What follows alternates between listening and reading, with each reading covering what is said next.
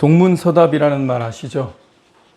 네이버에 동문서답이라고 치니까 동쪽을 묻는데 서쪽을 답한다. 묻는 말에 대하여 아주 엉뚱한 방향으로 대답함. 이렇게 정리되어 있습니다.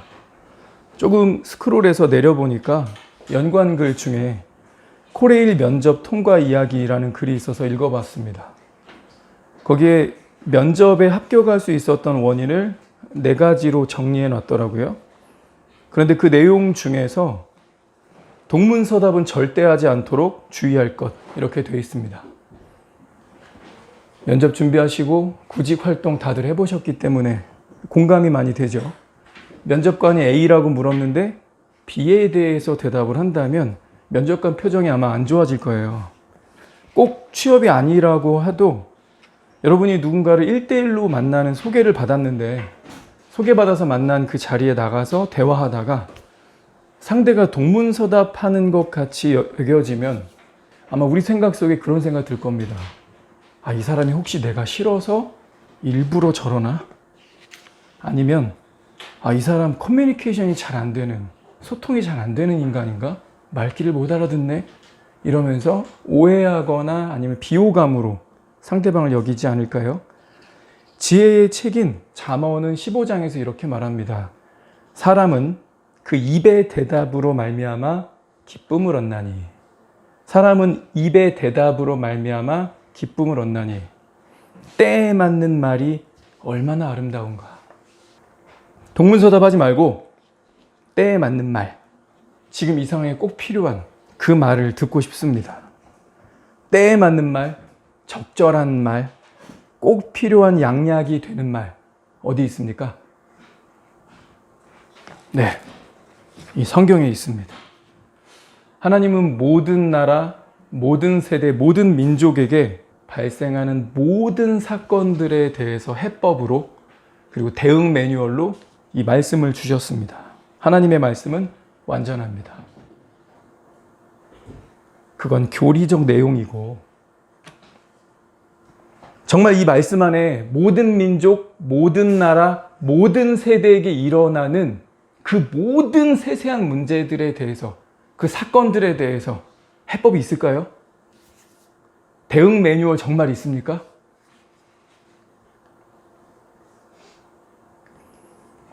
마크 부캐넌이라는 목사님은 21세기의 영성학자고 작가로도 매우 알려진 사람입니다. 최근에 이 쉼에 대한 설교를 준비하면서 이 책을 읽었습니다. 쉼을 얻다.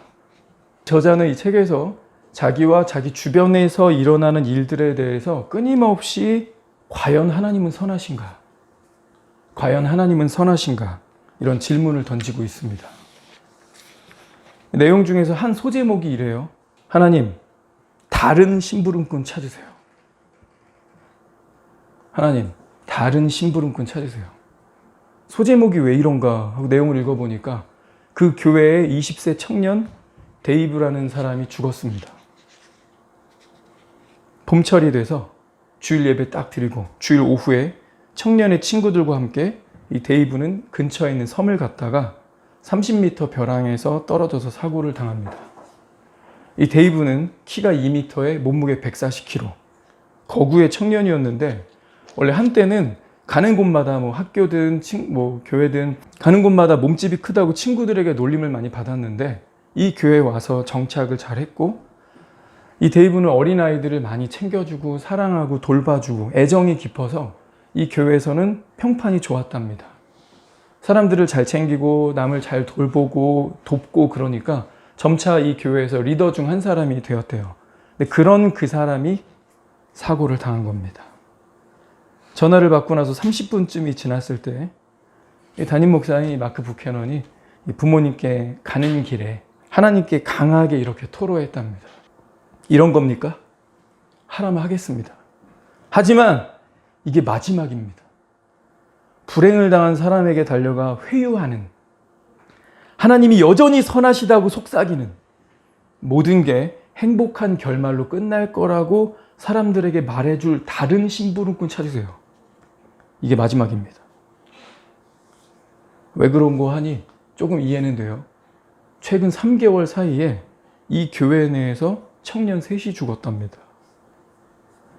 여러분, 우리가 겪어보지 못한 부분에 대해서 이해가 다 공감이 되지 못할 수 있지만, 여름 수련회를 갔다. 그런데 뭐 학생부 혹은 청년부 중에서 누가 크게 다쳤다. 그럼 수련회 분위기 완전 파장. 만약에 누가 사망했다. 다 정리하고 빨리 철수하고 돌아와야죠. 그 다음에 그 전도사는 이제 그 교회에서 떠나야 돼요. 담임 목사도 굉장히 분위기가 어려워집니다. 그 전도사도 아마 보통은 트라우마를 겪는다고 해요. 이제 물놀이는 여름 수련회 때 기획하지 말아야겠다. 이 교회가 그래도 어느 정도 규모가 되니까 자체 수련회 하면서 뭐 학생부든 청년부든 이제 기획해가지고 물놀이 놀러 간 건데, 그런 사고 나면 큰 교회도 오히려 피하게 된다고 합니다. 근데 이 교회에서 청년만 딱 3명이 3개월 사이에 죽었으니, 이 교회 청년의 사역자나 담임 목사인 마크 부케너 목사님도 그 부모님을 찾아가서 어떻게 얘기를 해야 되냐. 나 집사님의 소식을 들었을 때 슬픔을 느끼면서 나의 무능함, 나의 없음, 나의 안됨, 나의 무익함을 다시 한번 하나님 앞에 시인했습니다. 하나님, 전 할 수 있는 게 없습니다. 성경에 고통에 대한 메시지가 많습니다. 고통에 대한 스토리, 구약 성경 보면 어떤 인물들이 겪는 그 스토리를 자세하게 이렇게 서사적으로 기록한 것도 많이 있죠. 또 그런 고통에 대해서 토로하는 시편의 묵상들도 많이 있습니다. 신구약 성경이 고통에 대해서 단마디로 뭐 어떻게 해야 대응 매뉴얼 있나 하고 쭉 찾아보니까 결국 로마서 12장에서 멈췄습니다. 즐거워하는 자들과 함께 즐거워하고 우는 자들과 함께 울라. 즐거워하는 자들과 함께 즐거워하고 우는 자들과 함께 울라. 하나님이 우리를 잘 아시는 거예요. 사람의 언어로, 사람의 어떤 지적인 말들로 다른 사람을 제대로 근본적으로 위로할 수 없다는 거 하나님이 아시는 거죠. 그래서 하나님은 언어로가 아니라 공감의 언어로 말하라는 거죠. 울면서 막 논리를 서술하는 사람 없습니다.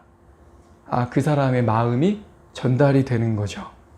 하나님은 고통 중에 있는 사람, 환난 중에 있는 사람, 위로가 필요한 사람들에게 곁에 있고 함께 울어주라.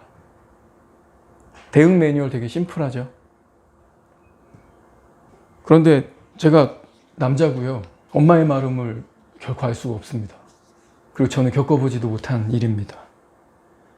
그러나 아끼는 사람, 소중한 사람이기 때문에 깊은 슬픔을 느끼지만 내가 어떻게 이 사람을 이해할 수 있을까? 어떻게 공감의 언어를 나눌 수 있을까? 그래서 조금이나마 이런 비슷한 경험들을 하신 분들, 그런 분들은 어떤 마음이었나 그걸 이해하고 싶어서 찾아봤습니다. 36주 사산, 37주 사산. 여러분 검색창에 이렇게 치면 엄마들의 글들이 많이 올라옵니다. 블로그로도 있고요. 맘카페에도 있습니다.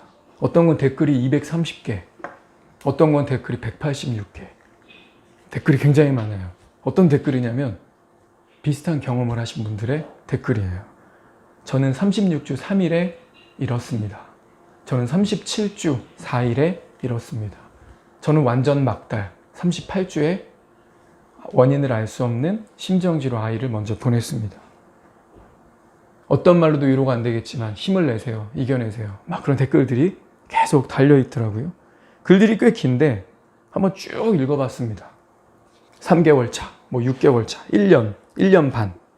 둘째를 가지면서 이 트라우마를 극복했다. 원래 막달로 가면 2주에 한 번 가거든요. 근데 이제 막달로 가도 일주일에 한 번이 아니라 일주일에 2-3번씩 갔다. 약간 이제 불안함이 있는 거죠. 그런 아픔의 글들을 쭉 보면서 이런 일도 있겠구나, 이런 부분들을 조금 더 헤아려 볼 수 있게 됐어요. 아이를 이제 수술해서 받았는데 아이 얼굴을 보지 않았다. 그런데 후회로 남는다.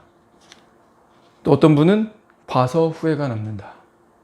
90일 사산 휴가를 마치고 이제 복직해야 하는데 아직도 내 마음은 만신창이. 이렇게. 나 집사한테 어제 통화하면서 수술 마치고 혹시 애 얼굴 봤냐고 물었는데 보지 않았대요. 그런데 간호사가 들고 가는 뒷모습에서 머리카락이 났더라. 뭐 이런 얘기를 하더라고요.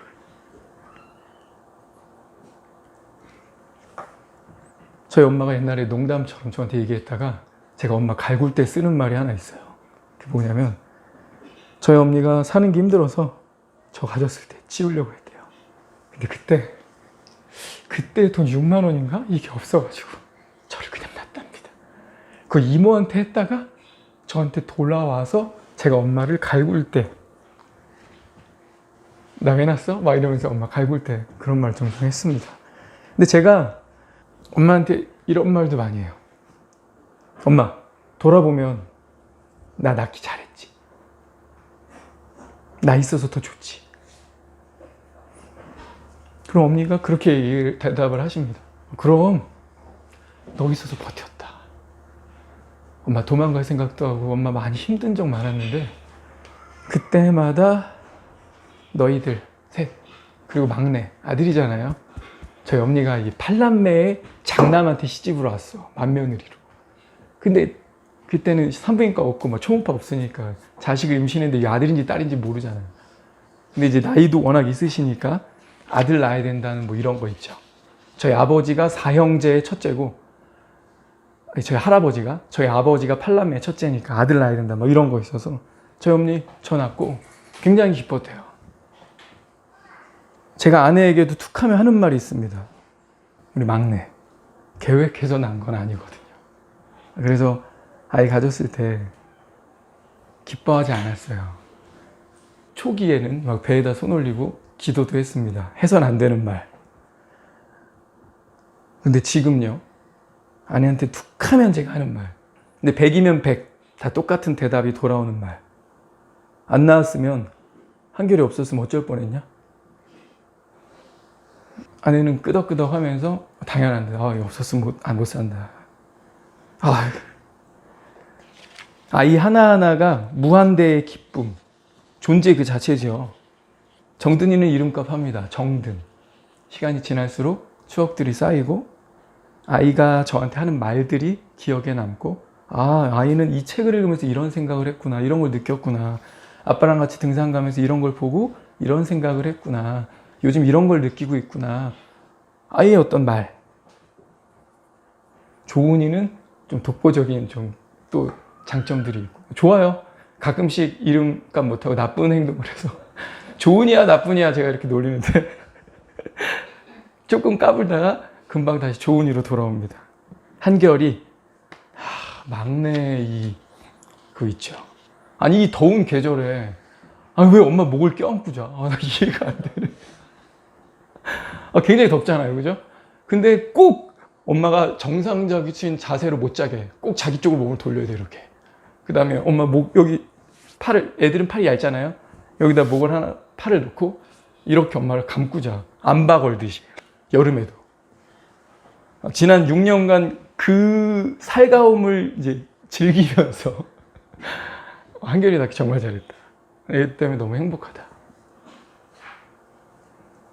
이 아이가 태어났다면 부모에게 어떤 기쁨, 어떤 웃음, 행복을 안겨 주었을까? 그 생각하니까 참 가슴이 아프죠. 하나님의 위로가 있습니다. 하나님의 돌보심이 있습니다. 그리고 이것은 하나님께만 가능합니다. 드문드문 자꾸 생각날 거예요. 우리 유진자매, 우리 나집사도 아내가 눈물을 흘리면 기대서 올라고 어깨가 되어주면서 함께 아픔이 막 전해져 올 겁니다. 자식은 가슴에 묻는다고 하잖아요. 이런 문제들 혹은 앞으로 마음 단단히 잡으세요. 하나님이 우리 삶에 우리가 예상하지 못한 어떤 시련들이 올지 하나님 알고 계신데 우린 모르잖아요. 그러나 우리 그건 명확하게 합시다. 요한복음 11장에 보면 예수님이 5절 텀으로 똑같은 표현을 하시는데 예수께서 비통히 여기셨다. 이 내용이에요. 비통히 여기시고 분노하시고 이런 내용인데 왜 그러냐면 나사로의 죽음 때문에 예수께서 같이 아파하시는 내용입니다. 마리아랑 마르다가 우는 거 보시면서 예수님도 Jesus wept. 성경에서 제일 짧은 구절이에요. Jesus wept. 예수가 눈물을 흘리시더라. 왜 우셨을까요? 공감하니까. 마음이 너무 아프시니까. 그러면서 예수님이 뭘 때문에 비통히 여기셨냐면 죽음입니다. 인간 세계에 들어온 죽음. 모든 우리 인간이 느낄 수 있는 고통 중에 가장 큰 고통이 바로 죽음 아니겠습니까? 근데 이 죽음을 주님이 분노하시면서 비통히 여기셨어요. 근데 엄밀히 봅시다. 이 죽음 왜 온 거예요? 나 때문이에요. 아담 때문입니까? 내가 아담이었으면 난 벌 더 빨리 따먹었어. 안 그래요? 우리 얼마나 교만해요. 시간과 기회와 환경만 주어지면 얼마나 우리의 마음에 부패한 것들이 올라옵니까? 아담 때문 아니에요. 원죄를 갖고 태어나서 아담 때문에 그놈의 새끼 때문에 하와 내가 올라가면 멱살을 잡으리라. 그럴 필요 없어요. 내가 거기 있었으면 우리는 더 빠른 시일 내에 그거 먹고 더 간사하고 악독한 말로 하나님 앞에 대들었을 수도 있어요. 인간 세계의 고통의 중심에 있는 이 죽음 왜 들어왔습니까? 나 때문입니다. 나의 하나님이 아닌 나의 높아지고자 하는 사탄 편에 선 나의 선택 때문에 나의 어리석음 때문에 이 세상에 죄가 들어왔고요. 그 죄가 들어온 이후에 이 세상은 고통이 만연하게 된 겁니다. 우리 뉴스에서 보면 너무나 가슴 아픈 소식들, 화나는 일들, 그런데 사과할 줄 모름, 적절한 어떤 보상도 이루어지지 않음, 억울한 누명을 씀, 이런 일들이 왜 일어나죠? 죄 때문이죠. 악 때문입니다. 그것의 기원이 뭡니까? 그 못된 인간입니까? 아니요. 나에게도 동일하게 있는 이 죄성입니다. 주님 같이 보고 아파하세요. 인간 세계에 있는 고통을 보시면서 같이 고통을 느끼시고 같이 아파하십니다. 우리 삶이 앞으로 전혀 예상하지 못한 내가 원인이 돼서 일어나지 않은 그런 일들일 경우 더 많이 아프죠. 하나님 과연 선하신가? 아마 우리도 그런 질문들이 일어날 겁니다. 그리고 과연 이 고통의 이 문제, 이 힘든 문제들이 물 흘러내려가듯이 씻겨지고 위로받고 해결될 수 있을까? 아마 그런 질문들이 막 생길 겁니다. 우리가 이거에 대한 대답을 찾으려면 위로의 근원을 분명히 알 필요가 있습니다. 그리고 그걸 믿어야 합니다. 오늘 우리가 함께 읽었던 말씀 고린도서 1장 3, 4절이죠. 찬송하리로다. 왜요? 왜 그럴까요? 왜 찬송해야 될까요? 그는 우리 주 예수 그리스도의 하나님이시요 자비의 아버지시요 위로의 아버지시다. 위로의 하나님이시다. 근데 어떤 위로예요? 제가 성경을 항상 부사어 꼭 챙기라고 하잖아요. 어떤 위로입니까? 모든 위로입니다. 계속 모든이란 단어 써요. 우리의 모든 환난 중에서 우리를 위로하사 우리로 하여금 하나님께 받는 위로로서 어떤 환난입니까? 모든 환난입니다. 근데 어떻게 하신대요? 부사어 뒤에 또 있어요. 능히 위로하게 하시는 이는 하나님이시다. 자, 위로의 근원이 누군지 정확히 알아야 된다고 했어요. 그리고 두 번째, 믿어야 한다고 했습니다. 이 위로가 어디서 옵니까? 누구로부터 말미암습니까? 하나님입니다. 말 잘하는 사람, 친한 사람도 아닙니다. 근원적인 위로, 근본적인 해결 누굽니까? 하나님입니다. 시편 119편 가볼까요? 시편 119편 50절입니다.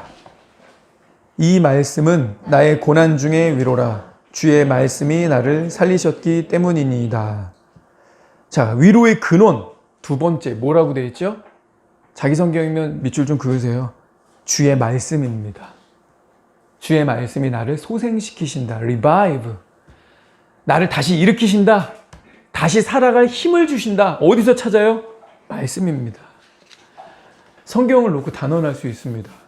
맘카페에서 위로들을 받을 수 있죠. 같은 상처, 같은 고통 있는 사람들의 그런 댓글들을 통해서 힘이 난다고도 할 수 있죠. 다음날 근데 눈물 날까요? 안 날까요? 날걸요. 아이 가슴에 묻은 부모들, 지나가는 어떤 교복 입은 아이들 딱 보면 우리 딸 살아있으면 지금 고2 교복 입고 있을 텐데 날까 안 날까요? 안 되니까요. 근본적인 해결책이 안 됩니다. 사람의 언어, 댓글, 위로, 그냥 자기 연민에 빠져 있을 때마다 사람들이 계속 찾아가서 힘내, 힘들지, 어렵지, 정말 같이 가슴이 아프다. 해주셔야 돼요. 필요합니다. 말씀도 그걸 병행해서 얘기했잖아요. 우는 자들과 뭐라고요? 함께 울라. 필요합니다. 이것도 성경적인 명령입니다. 근데 우리가 보다 집중해야 될 것, 보다 확실하게 알고 믿어야 되는 건 뭡니까? 하나님께만 위로의 근원이 있구나. 그리고 말씀에서 찾는 거구나. 유튜브 아니에요? 맘카페 글 아닙니다. 어려운 일, 힘든 일, 고통스러운 환난의 나이가 다가왔을 때 성경이 계속 뭐라고 했어요? 모든 환난, 모든 고통에 대해서 대응 매뉴얼은 나에게밖에 없다. 모든 위로의 하나님, 누구죠? 하나님이시고 말씀에서 찾을 수 있습니다. 이사야 49장에도 하늘이여 노래하라, 땅이여 기뻐하라. 이게 신구약이 이빨이 딱 맞죠? 맥락은 항상 똑같습니다. 오늘 읽었던 고린도후서도 찬송하리로다로 시작했잖아요. 찬송하자. 근데 지금 이 말씀 받는 당사자들이 누구예요? 위로가 필요한 사람들이에요. 지금 고통받고 있어요. 환난 때문에 힘들어하고 있습니다. 그런데 찬송하라고 먼저 말씀하시면서 시작을 하시죠. 이사야에서도 하늘이여 노래하라, 땅이여 기뻐하라, 산들이여 즐거이 노래하라. 좋은 일 있나 봐요? 이스라엘이 회복돼서 돌아오나 봐요? 아니요. 그런 문맥 아닙니다. 여호와께서 그의 백성을 위로하셨은즉, 여호와께서 그의 백성을 위로하셨은즉 그의 고난당한 자를 긍휼히 여기실 것임이라. 하나님이 고난당한 사람을 보면서 나의 고난이라고 얘기하세요. 왜 그럴까요? 그 고난, 왜 자기에게 소유격으로 말할까요? 나의 고난을 당한 자들을 위로하실 것이다. 긍휼히 여기신다. 왜 그렇게 말하죠? 이거 내가 치유할 수 있거든. 나의 백성이 당하고 있는 고난 누가 치유할 수 있는 거예요? 나밖에 못해. 그래서 하나님이 소유격으로 그의 백성, 그의 고난이라고 말씀하십니다. 심플하죠? 원리는 아주 심플합니다. 하나님의 말씀도 심플합니다. 우리가 살면서 알 수 없는, 예상치 못한, 나로부터 발생하지 않은 그런 시련들이 옵니다. 그리고 때론 그 시련과 고통이 눈물을 막 자아내는 너무 가슴 아픈 일들이 생겨요. 그런데 그때 우리가 누굴 주목해야 됩니까? 뭘 확실히 알아야 됩니까? 뭘 믿고 붙들어야 합니까? 이 고통에 대한 위로는 하나님께 답이 있구나. 내가 지금 하나님의 말씀으로 가야 되겠구나. 말씀 앞에 엎드리고 말씀에서 진정한 위로를 찾아야 뿌리까지 확실하게 해결이 되겠구나. 그리고 하나님이 나를 치료해 주시는구나. 한나가 자식을 낳지 못해서 고통받고 있었죠. 지금은 뭐 피임 얘기 나오고 자녀 출산 계획을 이야기하고 있는 시절이라서 뭐 아기 못 낳는 게 또 여자 때문이다 이런 얘기를 할 수 없는 것이 의학적으로도 밝혀졌잖아요. 성별도 남성에게 XY가 있어서 엄밀히 따지면 성별도 남성이 결정짓는 거다. 뭐 이런 얘기까지 하고 있지 않습니까? 그래서 이 시기에는 한나의 심정, 뭐 리브가의 심정, 라헬의 심정 우리가 도저히 이해할 수 없어요. 그 당시는 근데 아들이든 딸이든 못 나면 여호와께 저주를 받은 자로다. 이런 분위기였어. 아니 되게 가슴 아프고 얼마나 힘들겠습니까? 그런데 한나가 사무엘 낳고 나서 그 밑으로 5명을 또 더 낳죠. 하나님이 태의 문을 열어주시니까 축복이 연속이 되면서 다시는 울지 않죠. 자, 위로 누가 해주십니까? 맘카페에서 둘째 낳고 트라우마 극복했어요. 뭐 이런 댓글들. 누가 해주신 거예요? 하나님 아닙니까? 세상 사람들은 믿음이 없어서 믿음의 눈으로 보지 못하지만 우린 믿음이 있기 때문에 믿음의 눈으로 해석할 수 있죠. 문제에 대한 해결, 그것에 대한 극복, 진정한 위로 어디에 있는가? 하나님께만 있다. 그래서 우리는 그런 어려움과 시련이 있을 때 말씀으로 돌아가야 된다. 데이브 결말을 좀 말씀드릴게요. 청년부 사역자와 담임 목사님 마크 부캐너 목사님은 데이브 부모의 집으로 와서 현관문을 두드렸습니다. 주일 오후에 사역자 둘이 오니까 반갑게 여보 누가 왔는지 나와보세요. 목사님이랑 청년부 사역자 오셨습니다. 그리고 아내가 먼저 나와서 남편을 불렀습니다.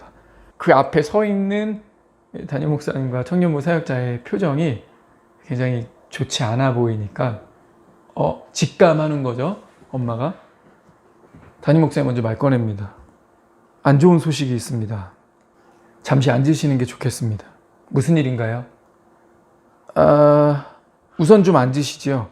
아니요, 말씀부터 하세요. 무슨 일이에요? 그러니까 사고가 났습니다. 그리고 아드님이 죽었습니다. 100이면 100. 모든 부모 어떻게 반응해야 되죠? 막 주저앉고. 그게 사람다운 건데, 그게 정상인데. 근데 이분 글 이렇게 이어갑니다. 그때 나는 기적을 목격했다. 뭔 일이 생겼길래요? 그때 나는 기적을 발견했다. 데이브의 엄마인 저스틴이 하나님을 찬양하기 시작한 것이다. 그녀는 아들이 죽었다는 소식을 듣자마자 이렇게 말했다. 오 하나님, 그 애를 선택하셨습니다. 제 아들을 선택하셨습니다. 제 아들을 선택해 주신 하나님, 제 아들을 데려가 하나님 곁에 두신 하나님, 하나님과 얼굴과 얼굴을 맞대고 만나게 하신 하나님, 하나님의 보좌 옆에서 뛰어놀게 하신 하나님께 감사드립니다. 주님, 저는 아들을 사랑합니다. 그리고 주님을 사랑합니다. 주님, 제 아들이 보고 싶습니다. 지금 제게는 주님의 힘이 필요합니다. 그러나 그 애를 선택하신 하나님께 감사드립니다. 그래서 마크 부캐너 목사님과 청년부 사역자 그 앞에서 회개했답니다. 자기는 오면서 하나님 앞에 불평했는데, 다른 심부름꾼 찾으라고 그랬는데, 이게 뭐야 이거. 우리는 함께 울었다. 너무나 이상스럽게도, 그러나 너무나 아름답게도 아들의 죽음 소식을 들은 부모와 함께 하나님께 감사의 예배를 드렸다. 네 분이서 같이 찬송가를 부르고 기도하고 예배를 드렸답니다. 나는 그녀를 지켜보면서 그녀가 내가 하나님을 알기 원하는 방식으로 하나님을 알고 있다는 것을 깨달았다. 그녀는 난해한 신학 서적을 탐독하지도 정교하고도 치밀하게 구성된 교리 체계를 파고들지도 않는다. 그녀는 그 이상의 어떤 것을 한다. 그녀는 하나님을 신뢰한다. 그녀는 하나님의 성품 안에서 쉰다. 하나님에 대해 완벽하게 설명할 수 없을 때라도 하나님의 선하심 안에서 쉰다. 그래서 책이 쉼을 얻다예요. 어디서 쉬는 거죠? 어떻게 쉬는 거죠? 하나님은 여전히 선하시다. 하나님의 성품은 완전하다. 난 이 하나님의 자비하심, 하나님의 선하심을 신뢰하기에 내 영혼이 안전하다. 내 마음이 쉼을 얻는다. 아니, 우리 오늘 읽은 고린도후서 말씀 찬송하리로다. 위로받고 지금 필요한 사람들, 고통받고 있는 사람들인데, 이사야서 즐거워하라, 기뻐하라, 하나님의 위로가 있다.